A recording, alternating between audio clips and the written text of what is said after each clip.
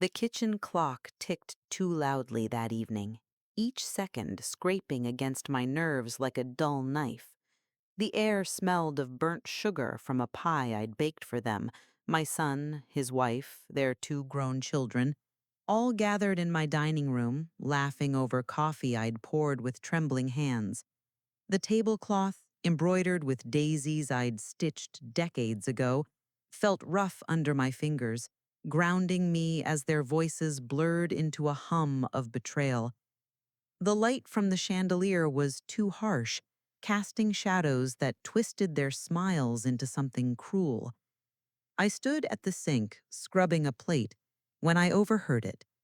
"She's too old to notice," my son, Robert, whispered, his tone slick with confidence.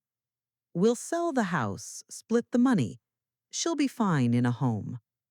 My chest tightened, the plate slipping from my hands, cracking against the porcelain sink. They'd been planning this for months, my own family, plotting to strip me of my home, my memories, my dignity. I was 72, not dead.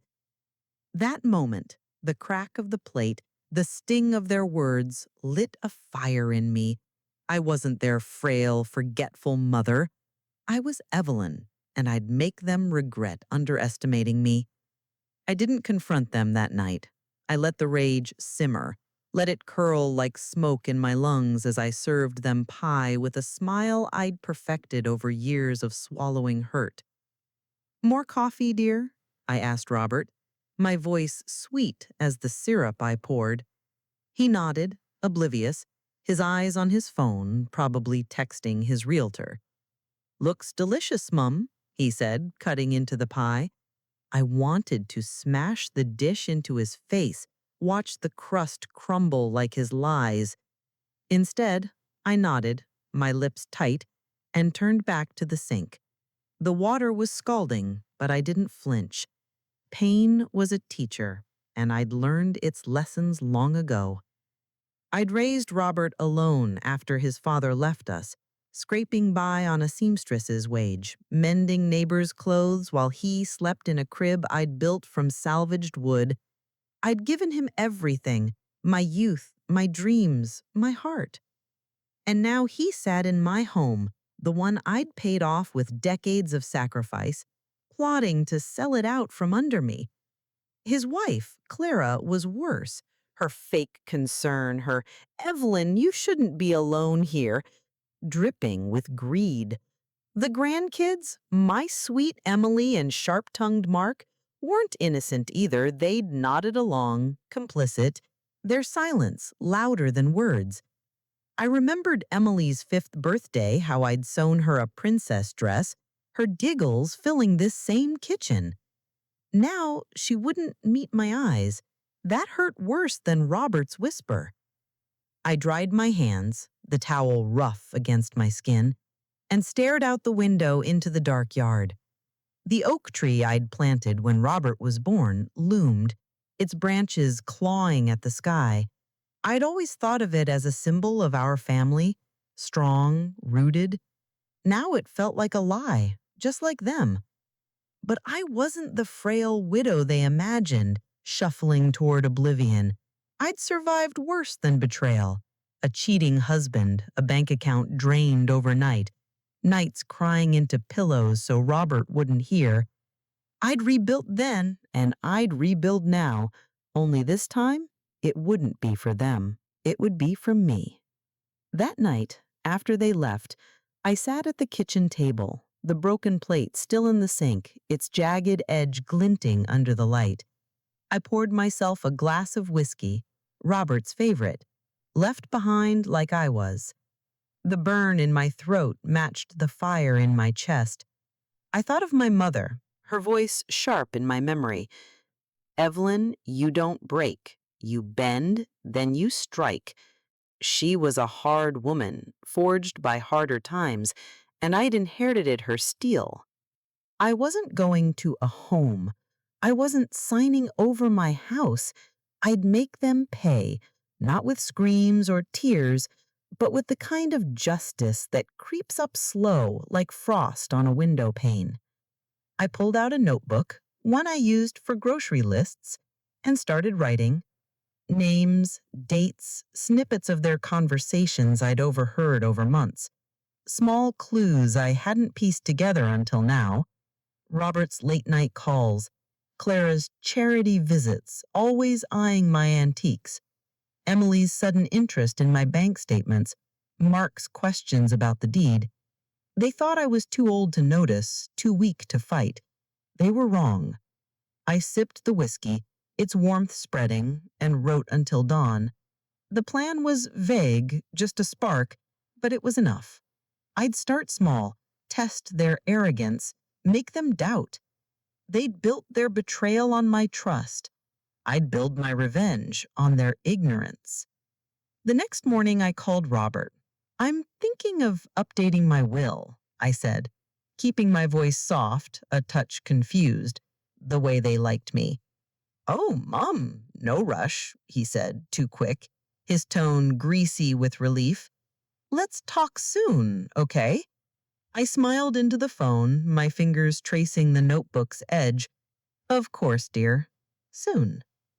I hung up, the kitchen quiet except for that damn clock. Tick, tick, tick. Each second was mine now, not theirs. I'd spent a lifetime giving. Now I'd take, slowly, carefully, until they understood what they'd awakened. The days after that night in the kitchen felt heavier, like the air itself was pressing me into the floorboards of my own home.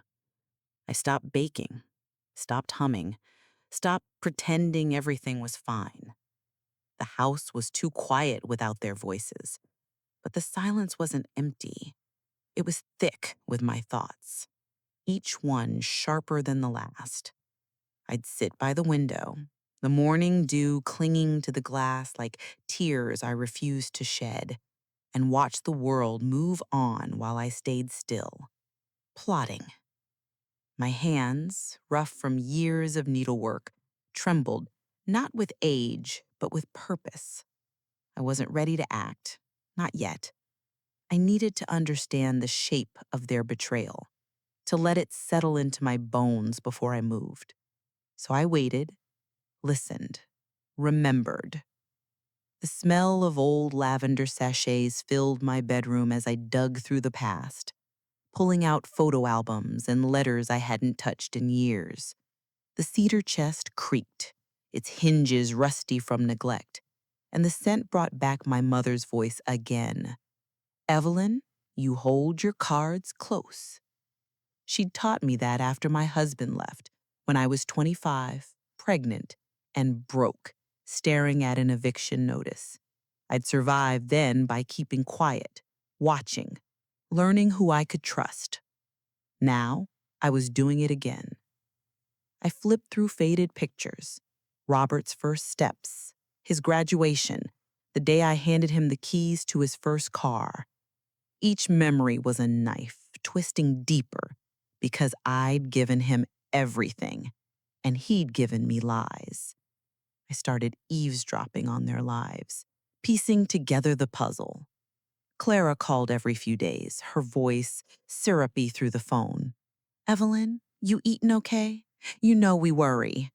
I could hear her pen tapping, probably tallying my antiques in her head. I'm fine, dear, I'd say, my tone soft, frail, just how she liked it. Just tidying up. She'd laugh, relieved, and I'd hang up, my jaw tight. I found bank statements they thought I'd never check, tucked in a drawer Robert had organized last month. Small withdrawals, nothing obvious, but enough to confirm they'd been dipping into my savings. My savings. The money I'd scraped together over decades, stitching hymns until my fingers bled. I sat on the floor, papers spread around me, the carpet's worn thread scratching my knees. The betrayal wasn't just the house. It was everything. I remembered a moment from years ago when Robert was 10, his face tear-streaked after a fight with a bully. They think I'm weak, Mom, he'd sobbed. I'd hold him, whispered, "You're stronger than they know. Show them when they least expect it." Now those words echoed back, mocking me. He'd learned that lesson too well, hadn't he? He thought I was the weak one now, a relic to be shelved. I laughed, a low, bitter sound that startled me in the quiet room. It wasn't funny, not really, but there was something alive in that laugh, something that hadn't been there before. I started walking the neighborhood slow and deliberate, letting people see me as the sweet old lady they expected. Mrs. Carter, my neighbor, stopped me one morning, her rose bushes blooming wildly behind her. "Evelyn, you look tired," she said, her eyes kind but prying. "Everything all right?" I smiled, clutching my cardigan. "Just family, you know how it is." She nodded, satisfied, and I walked on, my mind racing. Mrs. Carter gossiped, and I'd use that. I'd plant seeds, small, vague hints about my forgetfulness, my plans to downsize. Let the rumors trickle back to Robert and Clara. Let them think I was slipping, pliable, while I watched their every move. At night, I'd sit at the kitchen table, the same one where I'd overheard their plan, and write in my notebook. The pen's scratch was a comfort, the ink bleeding into the page as I listed their weaknesses. Robert's impatience, Clara's vanity, Emily's guilt. She still avoided my eyes. Mark's arrogance, thinking he was smarter than everyone. I didn't have a plan yet. Not fully, but I was building one, brick by brick. I thought of my mother again, her hands calloused from factory work, her voice steady as she'd said, "Revenge isn't loud, Evelyn. It's patient." I'd be patient. I'd wait for the right moment to strike when they'd never see it coming. One evening, Clara stopped by unannounced, her perfume sharp enough to choke me. "Just checking in," she said, her smile too wide as she glanced at my china cabinet. "You don't need all this stuff, Evelyn. Ever think of selling?" I poured her tea, my hand steady. "Oh, I couldn't part with it," I said, my voice trembling just enough. She patted my hand, her rings cold against my skin. "You're so sentimental," she said, like it was a flaw. I smiled, picturing the day she'd realize I wasn't. After she left, I stood in the dark, the tea kettle's faint whistle fading into silence. I wasn't just angry anymore. I was awake. The first spark of my revenge wasn't loud or dramatic. It was a whisper, a small act to test the waters, to see if I could still move unseen in their world. The morning air was crisp, carrying the scent of damp leaves as I walked to the post office, a plain envelope tucked in my purse. Inside was a letter I'd written to Robert's realtor, a woman named Susan I'd overheard him mention. The letter was simple, forged in his name, requesting a pause on any property discussions due to family concerns. I'd mimicked his hurried scrawl, practiced it late at night until my wrist ached. The post office smelled of paper dust and stale coffee, the fluorescent lights buzzing overhead as I slid the envelope across the counter. The clerk, a bored young man, barely looked at me. Good. Let me be invisible. Let them all think I was just an old woman running errands. Back home, I sat in my armchair, the velvet worn smooth under my fingers, and waited. I didn't expect a grand explosion, just a ripple, something to make Robert pause, to plant a seed of doubt. I pictured him reading Susan's confused reply, his brow furrowing, wondering who'd meddled. He'd never suspect me. Not yet. I sipped tea, the chamomile's faint sweetness grounding me, and let my mind wander to the years I'd spent teaching him to tie his shoes, to balance a checkbook. I'd raised him to be careful, But he'd grown careless, assuming I was the one who'd softened with age. That was his mistake. I needed to know more to map their greed. So I started small, testing their obliviousness. I called Emily that afternoon, my voice shaky, playing the frail grandmother. Sweetheart, I can't find my bank folder, I said, letting the words wobble.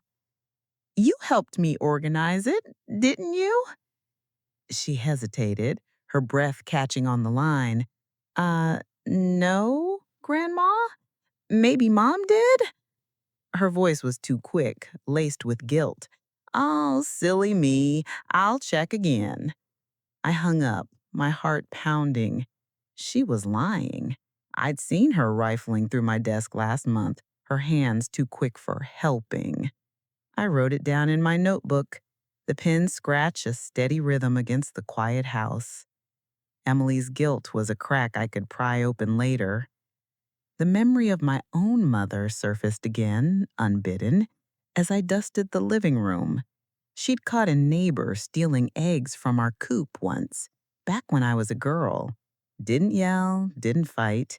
She just stopped inviting him over, let him think he'd won, then sold his prized rooster to a butcher for half price.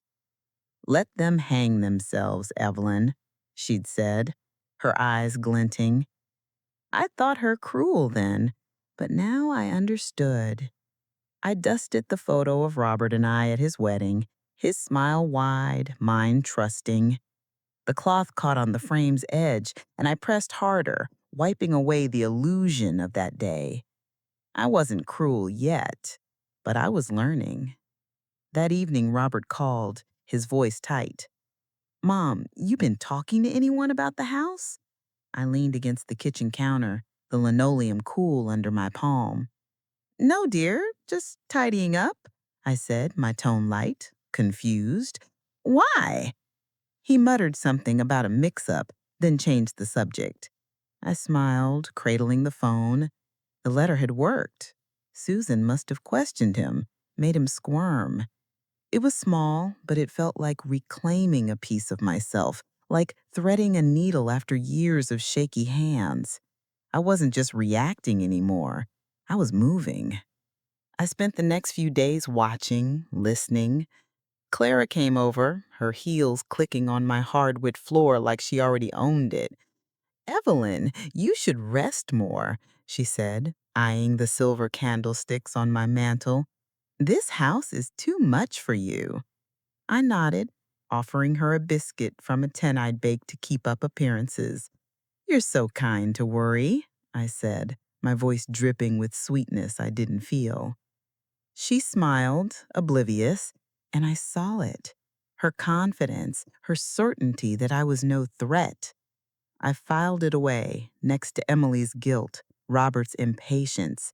Each weakness was a thread I'd weave into something they couldn't escape. At night, I sat by the window, the moonlight casting long shadows across the yard. The oak tree swayed, its leaves rustling like whispers of my own resolve. I thought of the girl I'd been at 20, fierce and unbroken before life wore me down. She was still in me, buried under years of sacrifice, but waking up. This first act, the letter, was just a spark, but it lit something fierce. I wasn't ready to burn their world down yet. I'd build the fire slowly, let it smolder until they felt the heat. The truth of their greed unraveled slowly, like a seam might picked apart with a needle, each stitch revealing more of the rot beneath their smiles. I spent days digging, my fingers smudged with ink as I pored over bank statements, old emails, and scraps of paper I'd found tucked in drawers they thought I'd never check. The living room smelled of dust and wax polish, the kind I'd used for years to keep my mother's oak table gleaming. Sunlight slanted through the curtains, catching motes that danced like secrets in the air.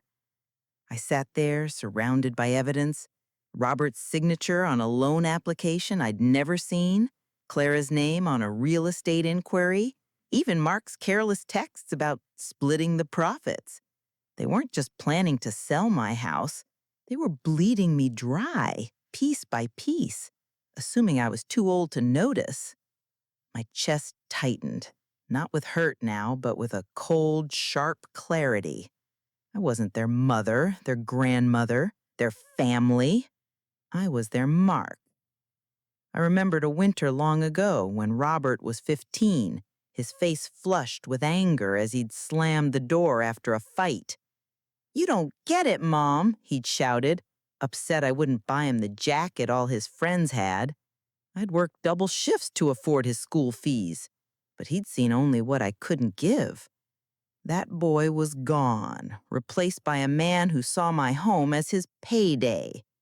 I traced the edge of a bank statement, the paper crisp under my fingers, and felt that old hurt shift into something harder.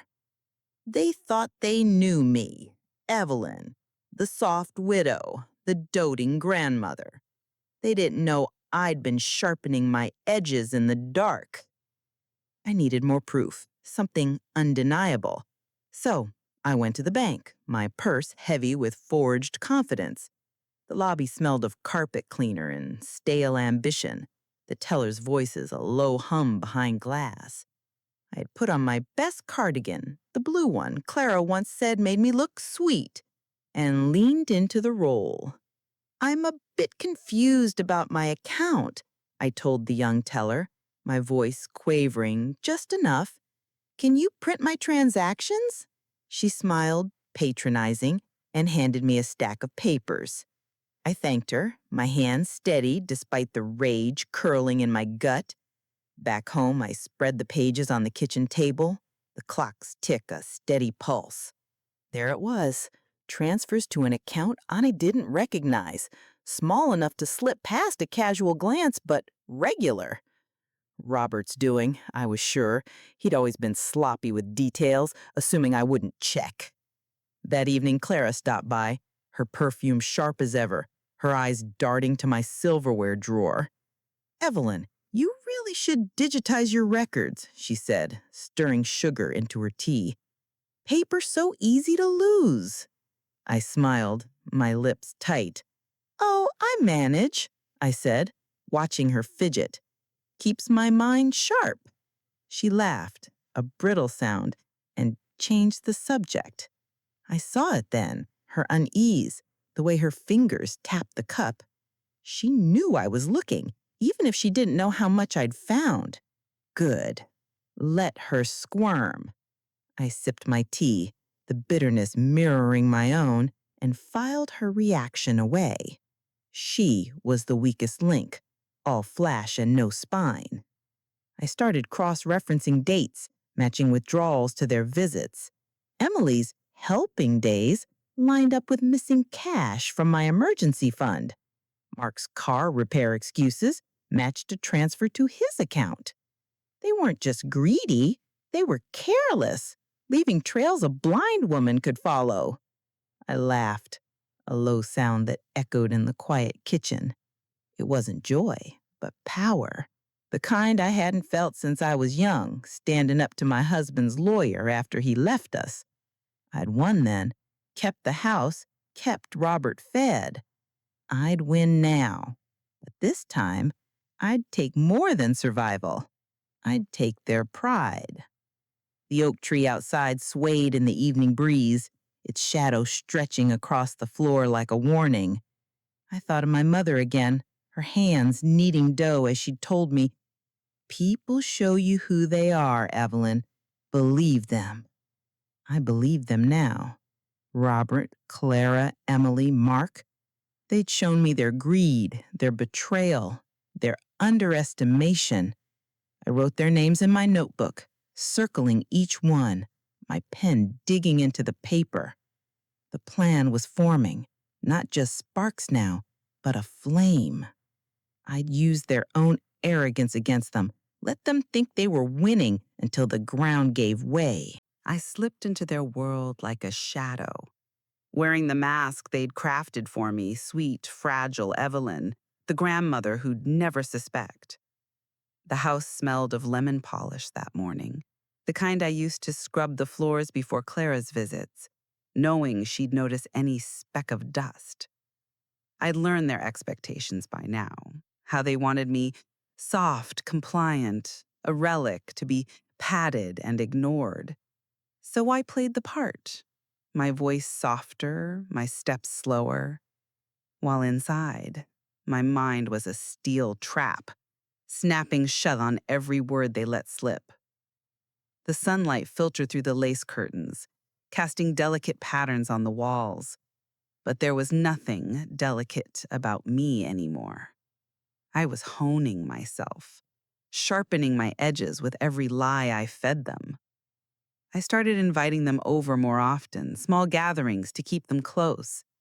Robert came one Sunday, his tie loose, his eyes scanning the living room like he was already measuring it for sale. "Mom, you don't need all this space," he said, gesturing at the bookshelves I'd built myself.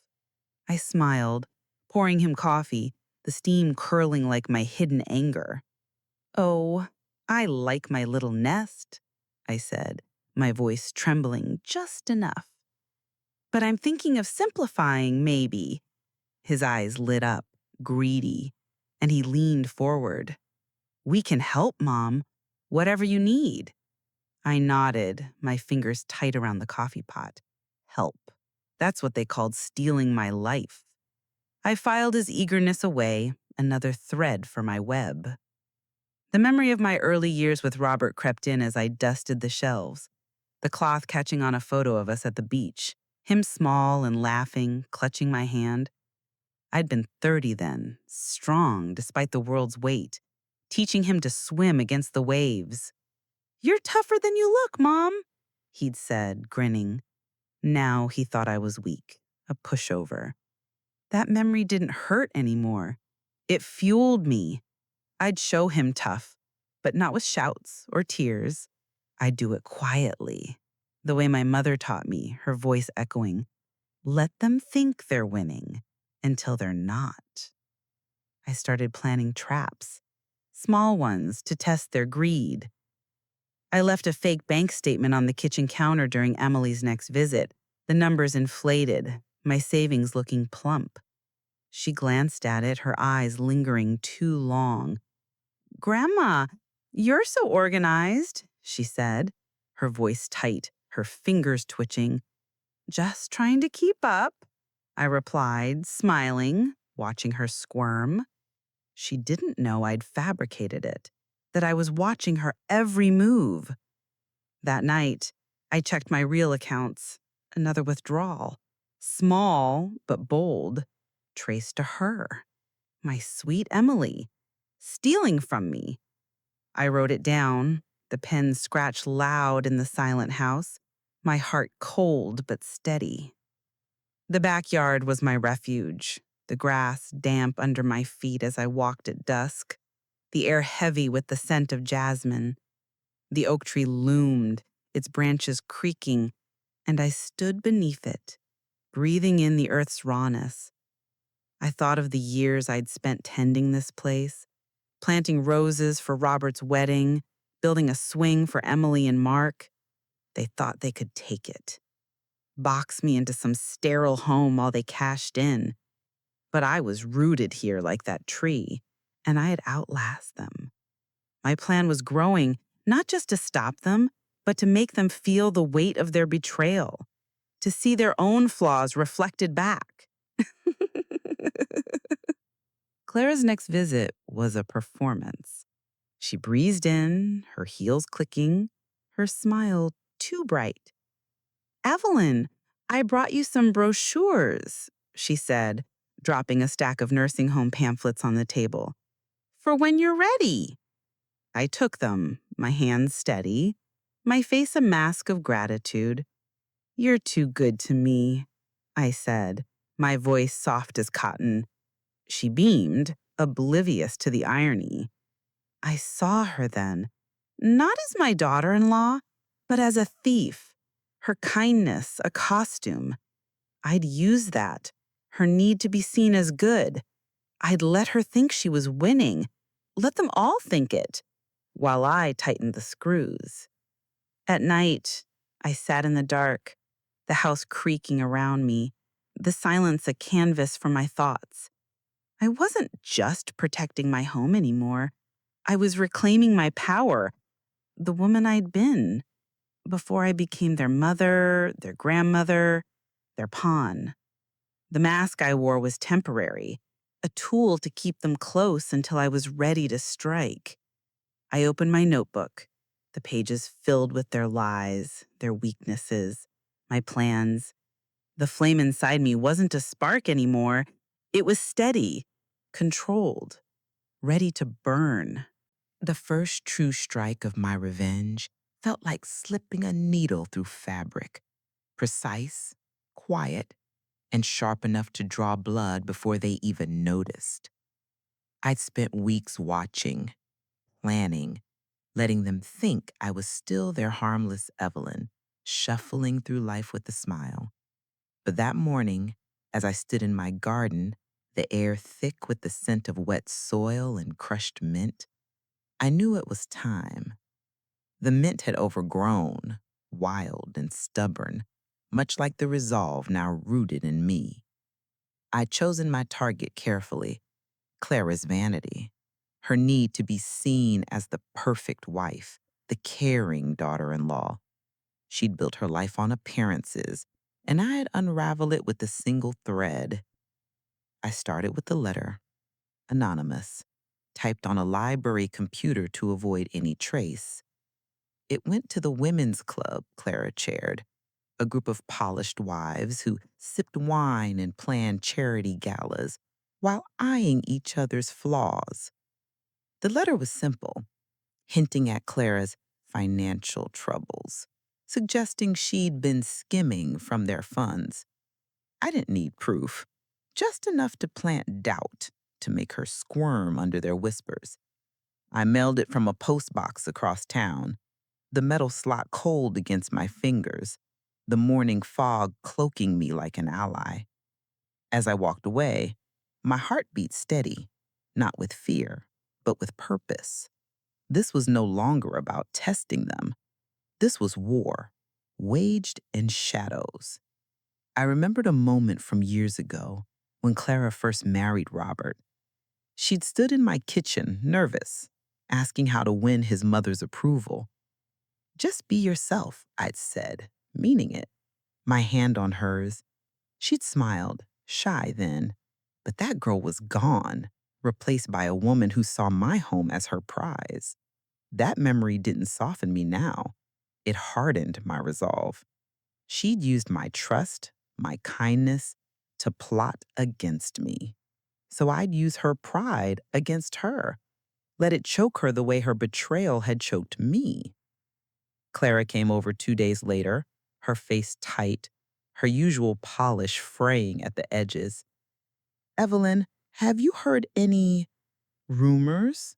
she asked, stirring her tea too fast, the spoon clinking against the cup. I tilted my head, feigning confusion, the picture of a doting mother-in-law. "Rumors, dear? About what?" She hesitated, her eyes darting to the window, then back to me. "Just silly things. Nothing important." I smiled, offering her a biscuit. "People talk, Clara. Don't let it bother you." She nodded, but her hand shook slightly, and I saw it, the crack in her confidence. The letter had landed. The club was whispering. I'd struck my first blow, and she didn't even know it was me. I kept up the act, inviting them over, playing the frail grandmother while I watched their world tilt. Robert was distracted, snapping at Clara during dinner, his phone buzzing with texts he didn't share. Emily avoided my eyes, her guilt a weight she couldn't shake. Merk, always cocky, seemed quieter, like he sensed something shifting but couldn't place it. I served them roast, the kitchen warm with the smell of thyme and garlic, and smiled as they ate, oblivious to the storm I was brewing. Each kind word I spoke, each tremble I faked, was a brick in the wall I was building around them. They thought they were safe, but I was closing in. At night, I sat by the fireplace, the crackle of burning logs filling the room, their glow casting shadows that danced like my thoughts. I opened my notebook, its pages thick with their sins, dates, amounts, lies. Clara's club was just the start. I'd found a receipt in Robert's old jacket, one he left here months ago, for a lawyer's consultation about estate planning, my estate, my home. I traced the receipt's edges, the paper soft from handling, and felt the fire in me burn hotter. They thought they could erase me, but I was rewriting the story. The oak tree outside stood, sentinel, as I planned my next move, its branches scratching the window in the wind. I thought of my mother again, her voice low as she taught me to play chess. Sacrifice a pawn to take a queen, Evelyn. Clara was my pawn, her reputation a small price to pay for the bigger game. I'd shaken her, made her doubt her place in their perfect world. Now I turned to Robert. His impatience, his need to control. I'd make them all feel the ground shift, let them wonder who was pulling the strings. The mint in my garden kept growing, wild and unstoppable. So would I.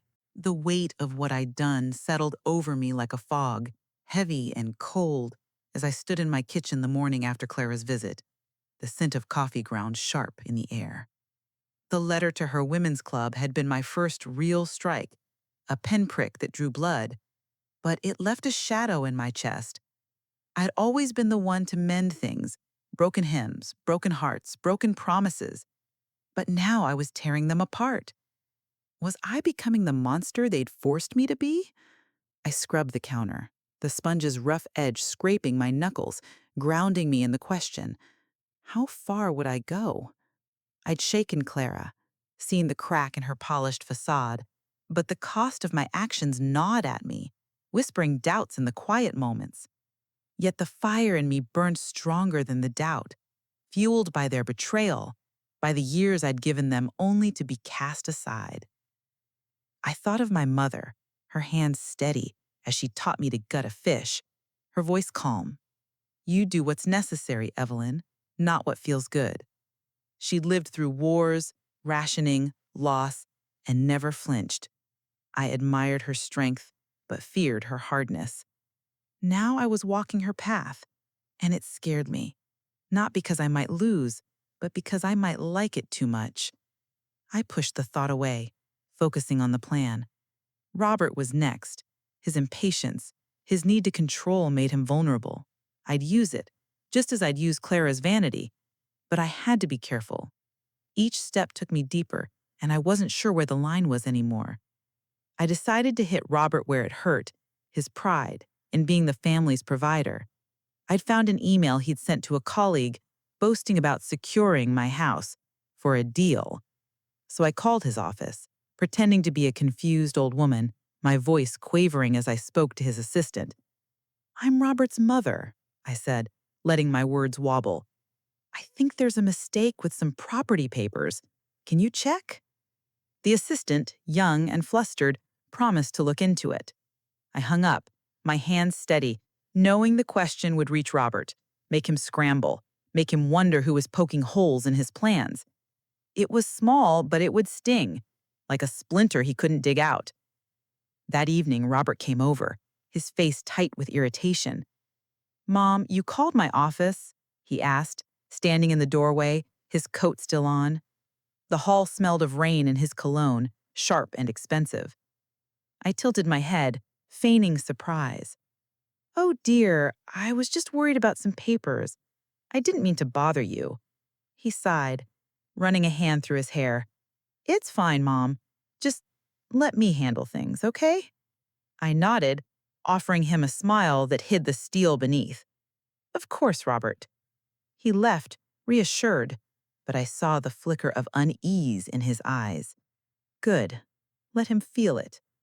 The house was quiet after he left, the only sound the faint hum of the refrigerator.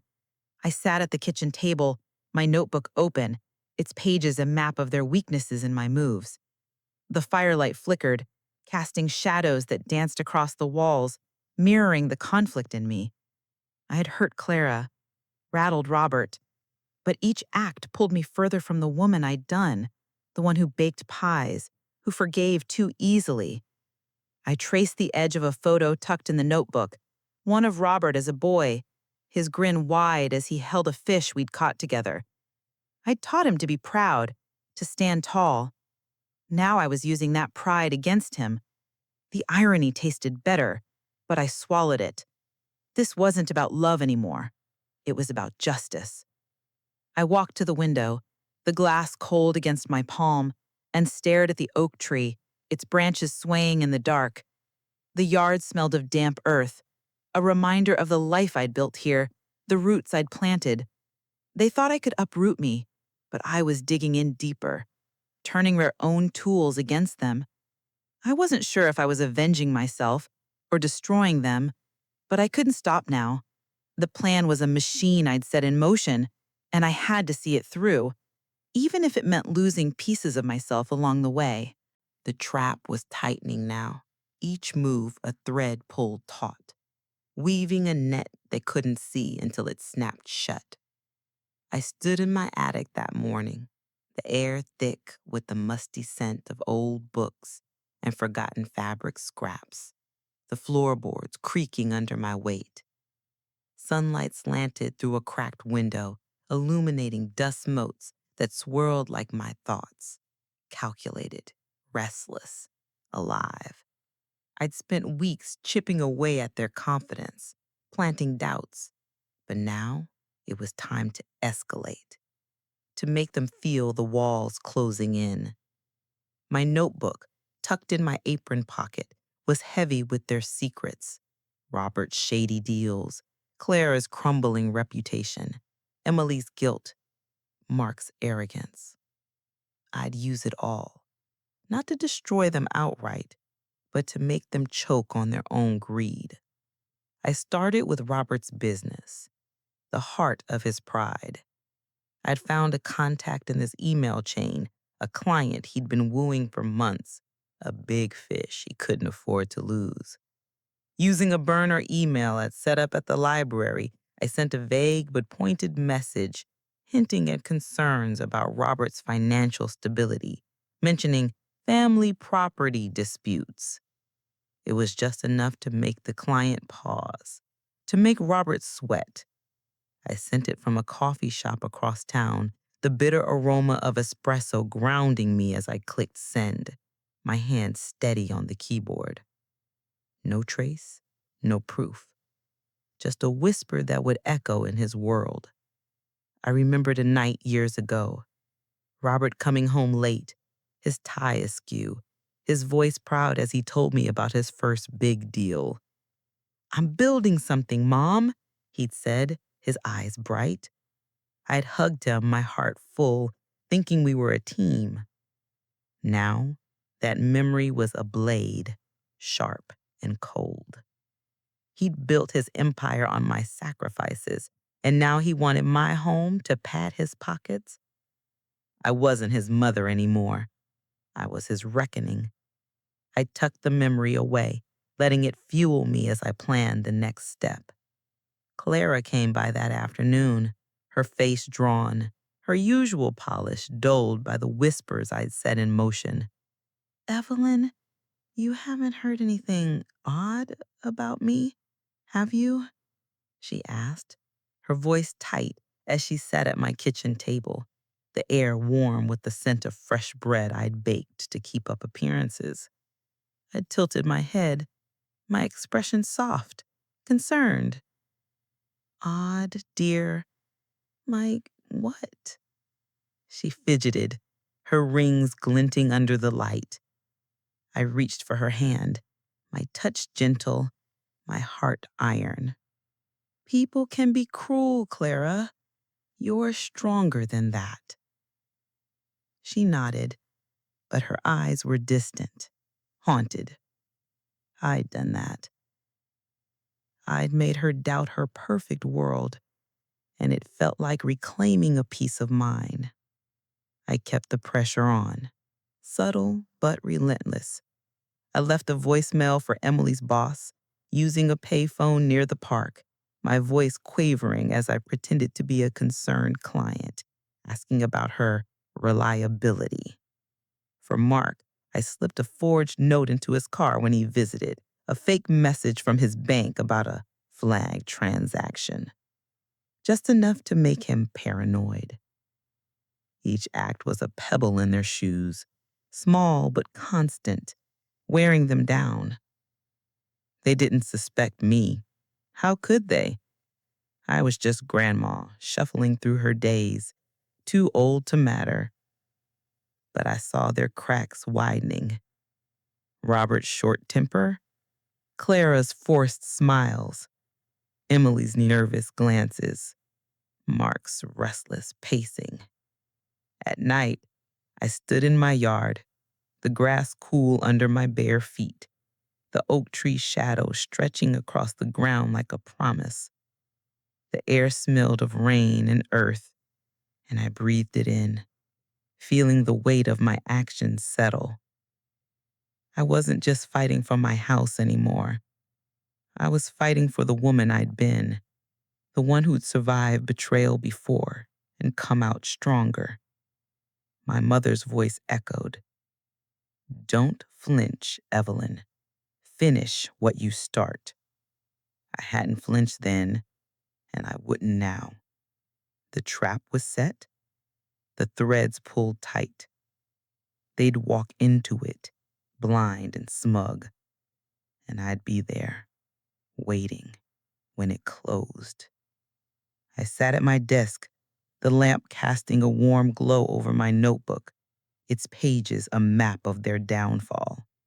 I added new notes, Clara's faltering confidence, Robert's distracted calls, the way Emily avoided my eyes. The fire in me wasn't wild anymore. It was controlled, a blade honed sharp.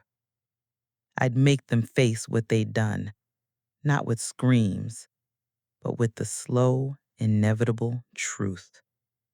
They thought they could erase me. I'd show them I was unforgettable. The reckoning came on a quiet Sunday, the kind of day that felt deceptively soft, with sunlight spilling through my kitchen window and the smell of cinnamon rolls baking in the oven. I'd invited them all, Robert, Clara, Emily, Mark, for dinner. My voice warm and wobbly over the phone, the perfect frail grandmother. They thought they were coming to check on me, to pat my hand and nudge me closer to their plan. But I'd been weaving my web for months, and tonight it would snap shut.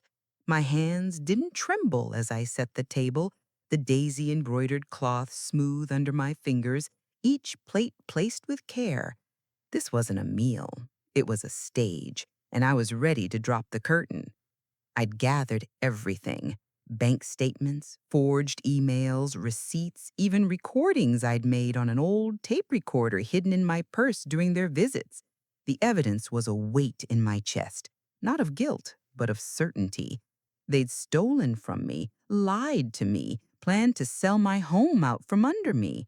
I'd spent weeks planting doubts, shaking their worlds, but tonight I'd lay it bare. I wanted them to see themselves, to choke on their own reflections. The cinnamon roll's sweetness filled the air, masking the bitterness in me, but I felt it, sharp and alive. They arrived together, their voices loud in the hall, a performance of family unity. Robert hugged me, his cologne sharp, his smile too wide. "Smells amazing, Mom," he said, already glancing at the china cabinet. Clara followed, her face tight, her eyes darting like she sensed a trap but couldn't name it. Emily hung back, her hands twisting, guilt etched in her posture. Mark sauntered in, cocky as ever, but quieter than usual, his bravado fraying. I smiled, ushering them to the table, my voice soft. "Sit, dears. Let's catch up." They did, oblivious, their chatter filling the room as I served. my apron a costume hiding the steel beneath. Halfway through the meal, I stood, my hands steady as I reached for a folder I'd hidden under the tablecloth. "I've been tidying," I said, my voice calm, no trace of the quiver they expected. "Found some interesting things." I slid the folder open, spreading papers across the table, bank statements circled in red, emails printed in stark black, the lawyer's receipt, Clara's club letter. Their forks stilled, their faces frozen. Robert's eyes narrowed. "Mom, what's this?" he asked, his voice tight. I met his gaze, my own unwavering. "It's the truth, Robert, your truth." I walked them through it, my voice low, deliberate, like I was reading a bedtime story. The withdrawals, the realtor calls, the estate planning they'd hidden. I played the tape, Clara's voice clear. "She won't notice, Robert. She's too old." The room went silent, the cinnamon scent cloying now, the air thick with their shock. Clara's face drained of color, her hands gripping the table. Emily's eyes welled up, her voice a whisper. "Grandma, I didn't mean—" I cut her off, my tone sharp for the first time. "You meant it, Emily. You all did." Mark shifted, his smirk gone, his eyes darting to the door like he could escape this. I remembered a moment from my childhood, my mother standing in our yard, facing down a neighbor who cheated her. "You don't run from truth, Evelyn," she said, her voice iron. "You make them face it." I was doing that now, making them see the ugliness of their greed. Robert tried to speak, his voice blustering. "Mom, you're confused. We were helping."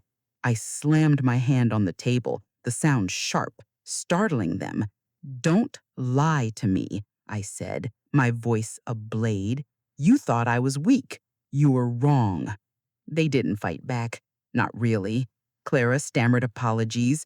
Emily cried. Mark muttered excuses. But Robert just stared, his face a mix of anger and shame. I didn't yell or cry. I stood tall, the woman I'd always been, strong, unbroken, forged by years of survival. "You'll stop this," I said, my voice steady. "No more plans, no more lies, or I take this to the police, the papers, everyone." I meant it, and they knew it. The folder was my weapon, and I'd wield it if they pushed me. As they left, the house felt lighter, the air cleaner, despite the lingering cinnamon. I stood at the window watching their car disappear, the oak tree's shadows stretching across the yard. I'd won this battle, but the war wasn't over. They'd slink back, maybe with apologies, maybe with new lies. I'd be ready. The fire in me burned steady, not wild, a flame I'd tend carefully. The aftermath of that dinner felt like standing in the quiet after a storm, the air sharp with the scent of rain-soaked earth and the faint hum of something new. I sat in my armchair, the velvet worn soft under my palms, and stared at the oak tree through the window, its branches still against the dawn sky. The house was mine again, not just in deed but in spirit, reclaimed from their greedy hands. The folder of evidence lay on the table, its pages creased from the night I'd laid their sins bare. They'd left in silence, their faces pale, their confidence shattered. I'd won, but victory didn't feel like triumph. It felt like a reckoning with myself, with the woman I'd become to protect what was mine. I thought of the years I'd spent building this life, stitching together a family with love and sacrifice, only to watch them unravel it with their betrayal. My mother's voice came back, softer now. "You don't just survive, Evelyn. You claim what's yours." I'd claimed it, not just the house, but my dignity, my power, the fire I'd buried under years of giving. I walked to the kitchen, the floor cool under my feet, and brewed coffee, the bitter aroma grounding me. The clock ticked, steady as always, but it didn't grate anymore. It was just time, mine to shape now. Robert called the next day, his voice hesitant, stripped of his usual bluster. "Mom, can we talk?" he asked, the words small, fragile. I leaned against the counter, the phone cold against my ear. "We talked, Robert," I said, my voice calm but unyielding. "You know what you did," he stammered, offering apologies, promises to make it right. I listened, but I didn't soften. "Words aren't enough," I said. "Prove it." I hung up, my heart steady, not racing. He'd try to rebuild the bridge, but I'd burned it and I wasn't sure I wanted it back. Clara sent a letter, handwritten, full of excuses dressed as remorse. Emily texted, her words halting, asking to visit. Mark stayed silent, his arrogance finally cracked. I didn't respond, not yet. I'd let them stew, let them feel the weight of their choices. I wasn't cruel, I didn't want their destruction, only their understanding. I wanted them to see me, not as the grandmother they'd dismissed, but as Evelyn, the woman who'd outsmarted them, who'd bent, but never broken. I walked to the garden, the grass damp with morning dew, the air alive with the scent of jasmine and earth. The oak tree stood tall, its roots deep, like mine.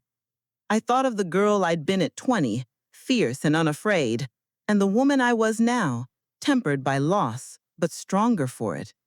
I'd spent months weaving my revenge, each step a reclaiming of myself. The letter to Clara's club, the calls to Robert's office, the fake bank statements. They weren't just traps for them. They were proof I wasn't invisible, not powerless. I'd made them see me, and that was my justice. I sat on the porch, a shawl around my shoulders, and opened my notebook one last time. Its pages were full, a story of betrayal and retribution, but also of me, my anger, my resolve, my survival. I didn't need to write anymore. The story was done, not because they were sorry, but because I was whole. I closed the notebook, the cover soft under my fingers, and looked at the horizon, the sky pink with promise. I wasn't the same Evelyn who overheard their plan, who felt her world crack with a broken plate. I was something more, something they'd never expected. The future wasn't clear. Maybe they'd try to rebuild. Maybe they'd fade away. Either way, I was ready. I'd guard my home, my heart, with the same quiet ferocity I'd used to reclaim them. The oak tree rustled in the breeze, its leaves whispering, and I smiled. A real smile, not the mask I'd worn. I was Evelyn, and I was enough.